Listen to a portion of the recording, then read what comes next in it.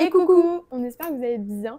Aujourd'hui, je suis en compagnie de Claire Deya, qui est donc l'autrice d'Un monde à refaire, qui est donc le Grand Prix RTL Lire 2024. Donc j'ai eu la chance de pouvoir découvrir ce roman et aujourd'hui, je vais pouvoir poser mes questions directement à l'autrice. Claire, j'ai donc découvert ton roman et je vais être vraiment franche avec toi, je l'ai juste adoré. Et du coup, à 16 ans, c'est un livre qui m'a particulièrement touchée. Est-ce que tu pensais toucher un public de cet âge-là ou pas du tout? Je l'espérais. Je l'espérais parce que j'ai essayé de faire en sorte qu'il puisse être lu vraiment par tout le monde et j'ai essayé de faire en sorte que l'écriture soit la plus fluide possible. Et comme je parle d'une période qui n'est pas si lointaine, hein, qui est d'hier matin, je voulais que tout soit compréhensible par tout le monde en fait. C'était mon travail de rendre la lecture compréhensible, élégante. Je trouve qu'il y a plus d'élégance à ne pas montrer son érudition et à être naturel et simple pour parler de cette période qui me touchait. Ok. Et donc, au départ, tu étais simplement réalisatrice. Pourquoi avoir voulu écrire un roman, enfin, se tourner vers l'écriture? Alors en fait, j'étais scénariste, Oui, c'est-à-dire que scénariste, pardon. j'écris, pas de problème, j'écris des films.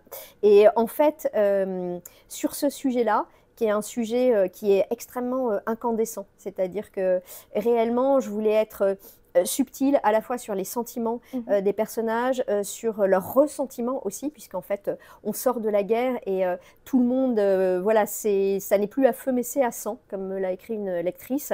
Et, et ces personnages qui sont à fleur de peau, qui ont été blessés, torturés, parfois vraiment pendant la guerre. Je voulais que leur parole soit la plus exacte possible et donc pour ça, je ne voulais pas faire de concessions. C'est-à-dire que quand tu écris un film, très souvent, eh bien, tu dois t'adapter à ce que veut le producteur, le diffuseur, parfois l'acteur. Parfois c'est très bien, parfois c'est un cadeau, ça apporte beaucoup, parfois ça dénature un peu. Là, je voulais être exacte et très proche de mes personnages. Bah, c'est très réussi. Et c'est ce que j'ai pu constater dans le roman, en fait. Tu as essayé de, en tout cas c'est le ressenti que j'ai pu avoir, de mêler cette reconstruction de la France à travers le déminage à la reconstruction des personnages d'eux-mêmes, en fait. C'est... Alors tu me disais, est-ce que tu pensais toucher ça veut dire que tu as parfaitement compris ce que j'ai voulu faire et ça me touche énormément parce qu'effectivement, je crois qu'on a tous eu dans la vie des expériences qui peuvent être difficiles, dures. On avance tous en terrain miné. On avance tous, vous sur les réseaux, vous avancez en terrain miné. Ça peut exploser du jour au lendemain. Et en fait, cette façon d'avancer en ayant peur à chaque pas, on peut l'avoir parce qu'on a vécu la guerre, parce qu'on a vécu des drames personnels, parce qu'on a... Tout le monde peut l'avoir. Des gens de 16 ans comme des gens plus âgés, de tous les âges. Et je voulais montrer que même en avançant en terrain miné, on peut se reconstruire, on peut réinventer sa vie, on peut la réenchanter. Le parallèle que tu fais entre, effectivement, ces gens qui déminent, qui ne savaient pas comment il fallait faire, ça n'existait pas, les mines c'était nouveau, ces gens qui ne savaient pas comment déminer, mais qui sont quand même attaqués à des engins explosifs, et nous, nos vies, la tienne, la mienne, celle de ceux qu'on connaît. Ce parallèle-là, je suis très heureuse que tu le fasses. Mais vraiment, ça veut dire que mission réussie. Super. Bah, j'avais une autre question, du Mais coup. tout le monde ne le sent pas comme toi, à Bah, part ça. c'est vraiment Mais le ressenti que j'ai eu, et ouais. puis c'était super harmonisé dans le roman, en fait.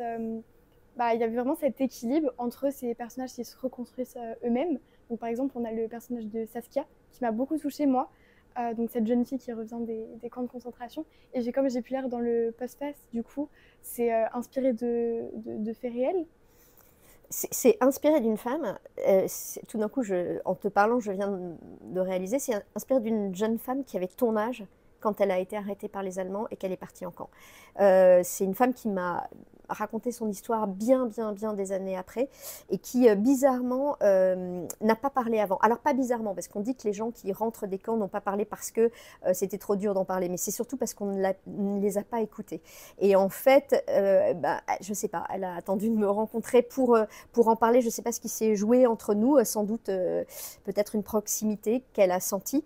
Et voilà, donc quand elle avait 16 ans, les Allemands sont venus l'arrêter avec toute sa famille.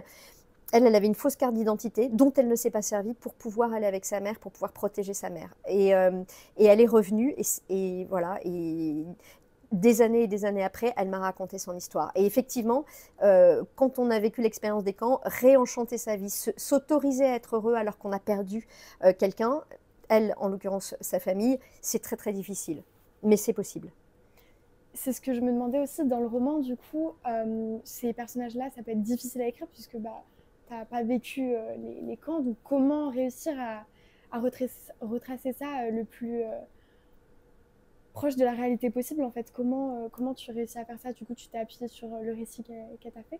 Alors, pour ce qui était de la vie des autres, c'est-à-dire qu'il y avait le retour du camp de prisonniers, ça je me suis inspirée de mon grand-père, ce qui n'est pas pareil qu'un camp d'extermination. Je me suis aussi appuyée sur des archives, je me suis appuyée sur des documents d'histoire, puis après tout ce travail-là, il faut le lisser pour enlever le travail.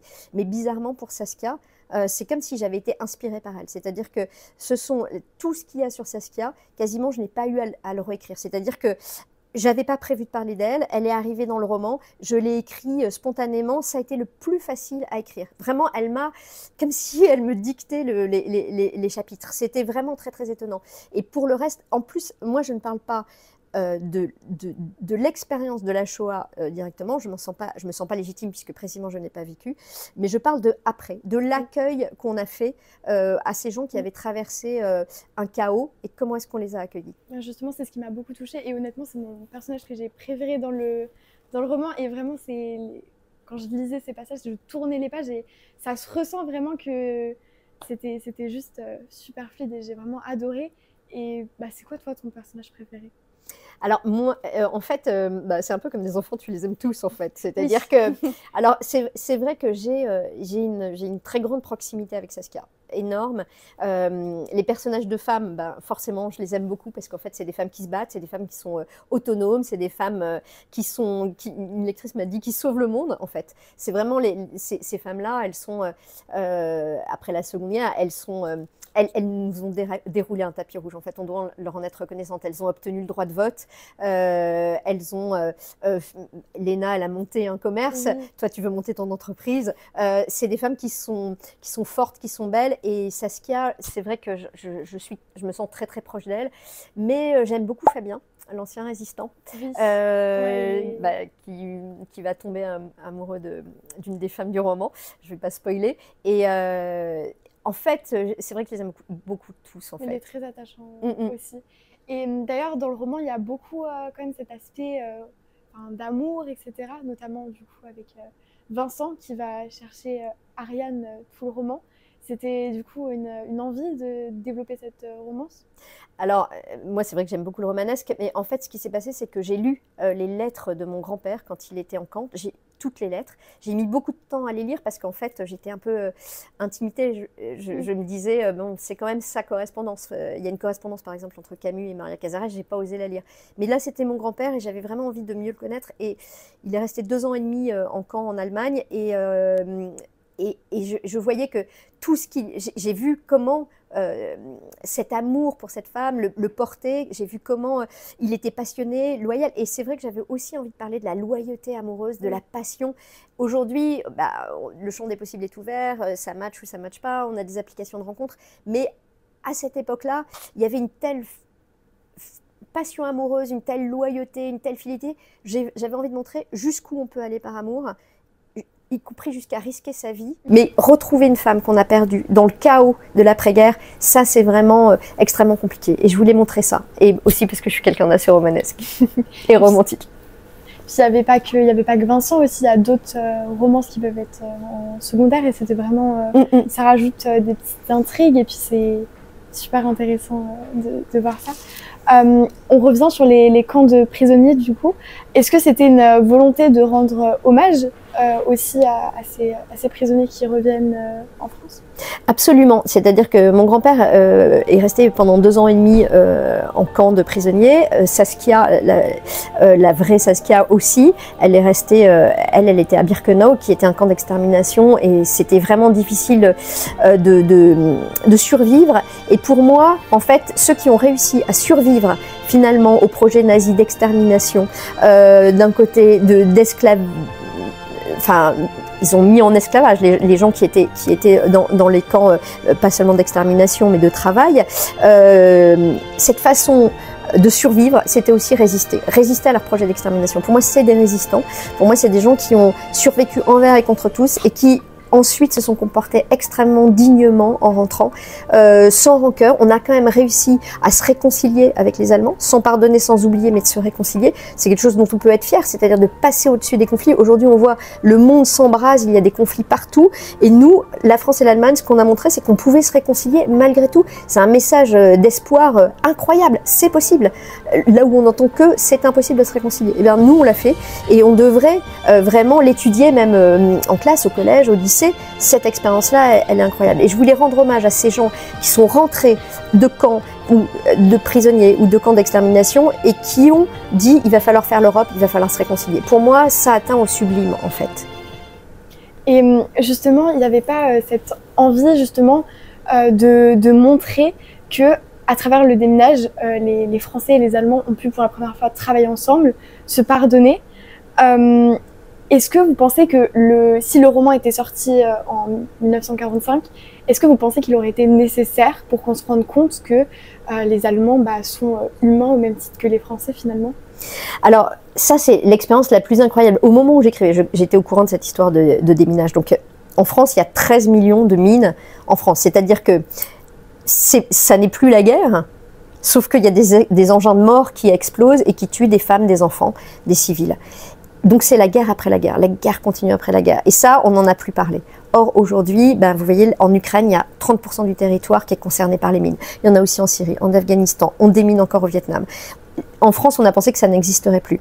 Pour déminer, c'est très très compliqué. On prévoyait, pour enlever 13 millions de mines sur les plages, les routes, les voies ferrées, les champs, les vignes, il y a eu 3000 volontaires français. Donc, dans cette équation, ça ne marchait pas. Il a fallu des prisonniers de guerre allemands. Et ça, cette expérience, elle est complètement folle. C'est-à-dire que si on vous dit demain, tu vas travailler avec ton pire ennemi, et il n'est pas très difficile aujourd'hui dans le contexte actuel de se dire, voilà quels sont les pires ennemis, est-ce qu'on a envie de travailler avec eux? Non. Et pourtant, on l'a fait.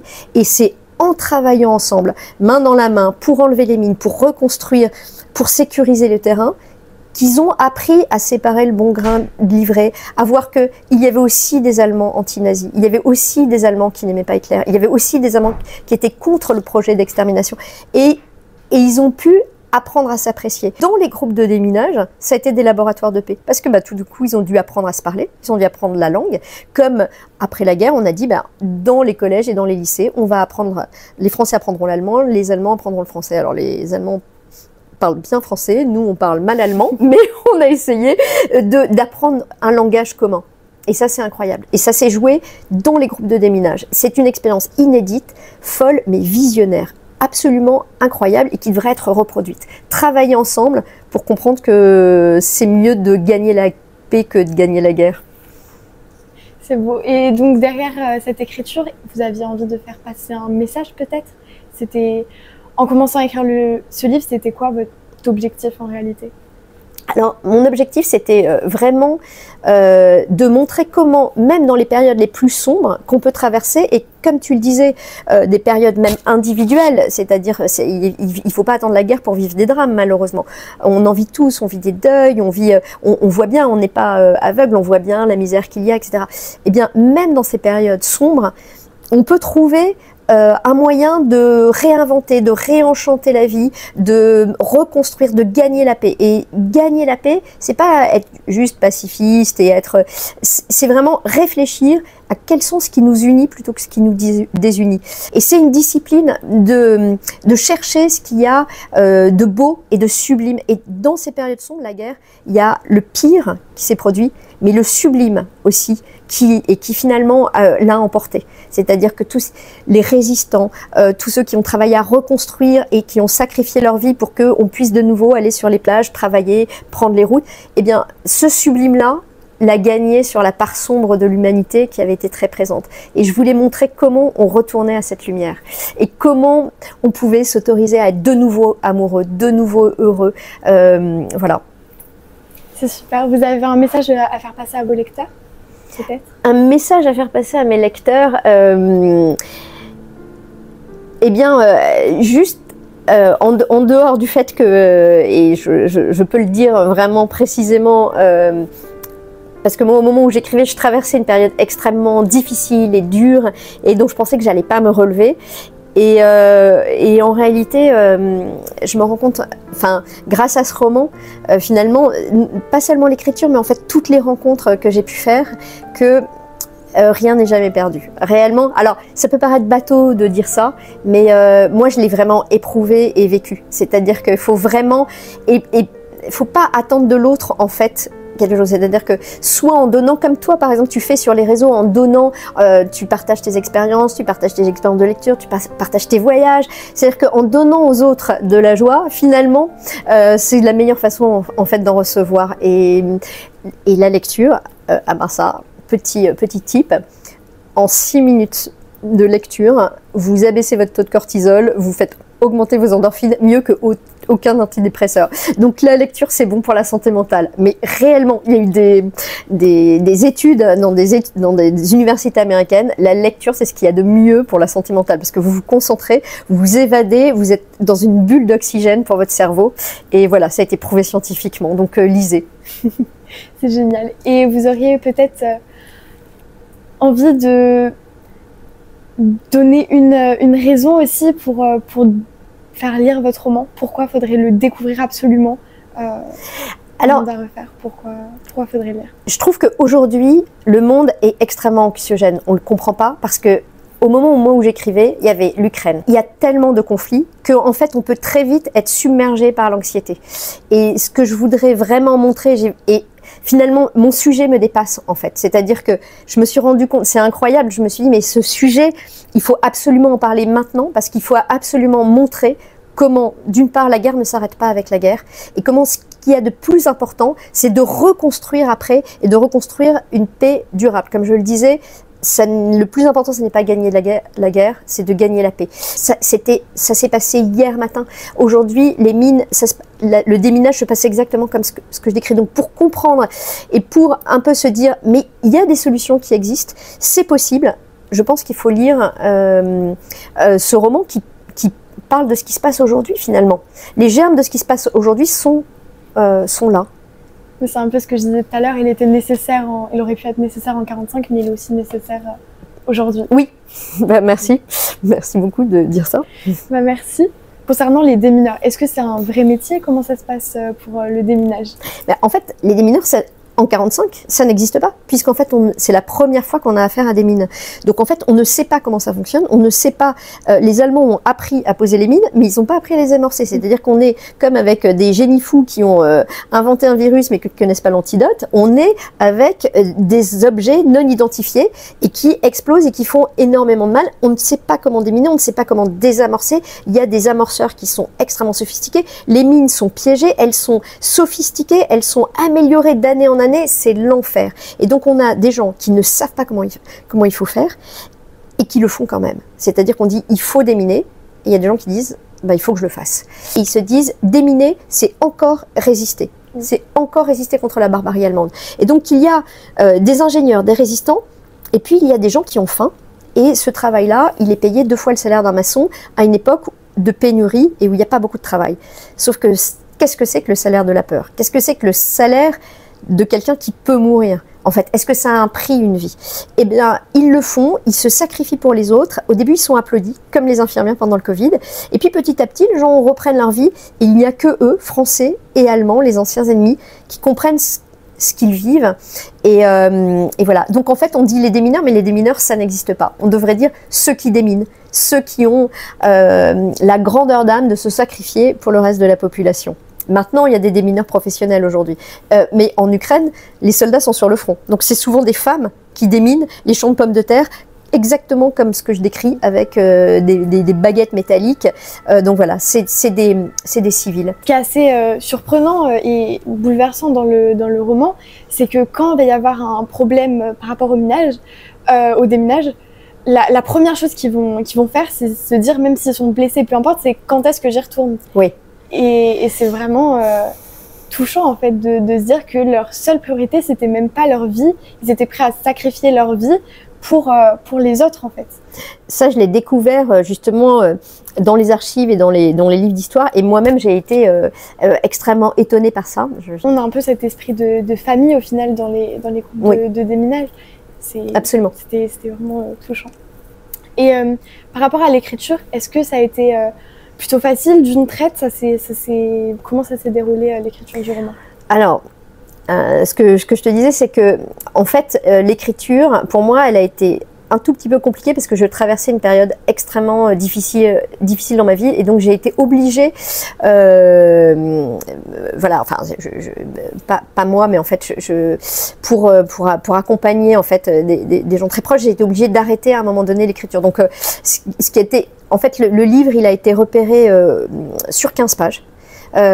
Sur 15 pages, en fait, un éditeur l'a lu et a dit, Patrice Hoffman, il a dit, mais moi, en fait, je pense qu'il faut le publier. Ce qui m'a beaucoup aidé à continuer, parce que j'étais peut-être dans une période de découragement où j'aurais pu m'arrêter. Donc, si j'ai un conseil, c'est ne vous découragez pas. Et en fait, donc j'ai vécu une période un peu sombre, et pour m'y remettre, je me suis accrochée page par page. C'est-à-dire que c'est mon deuxième conseil, même si vous n'écrivez qu'une demi-page, une page par jour, 10 lignes, il faut le faire, mais le plus régulièrement possible. Et ne pas se juger. C'est-à-dire que moi, en fait, tout d'un coup, quand je me suis remise à l'écriture, je me disais, mais c'est nul ce que j'écris, c'est pas possible, etc. Mais j'ai continué, vraiment. Et puis, ben voilà, un jour c'était 2 pages, 3 pages, ça a augmenté, ça continuait, et c'est comme ça que j'ai pu. Et puis après, c'était 10 pages.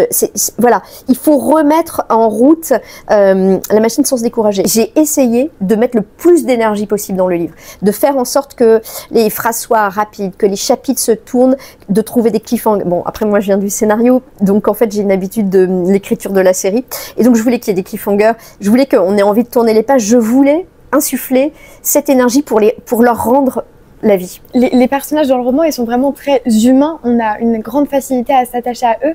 Comment avoir réussi à les rendre aussi singuliers et tout simplement humains, en fait, c'est vraiment ce qu'on retient des personnages.